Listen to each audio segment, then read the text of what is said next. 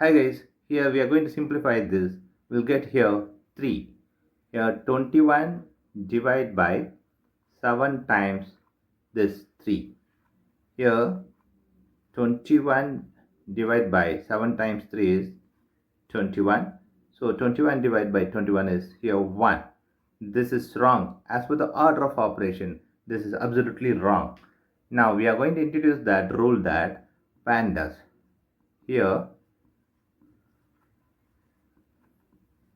this is multiplication, this is division.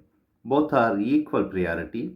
For this, we are going to solve this problem in left to right rule. To get the correct answer, we have to follow this rule PEMDAS. This is 4. Here it is 12. Now, division and multiplication both are equal priority. Now we are going to do this left to right. Here left to right is 21 divided by 7 by 4. So here we are going to introduce that other rule, that KCF. KCF stands for keep the first one K, 21, change the second one, change to multiplication, flip the third one, 4 by 7 times that's 12.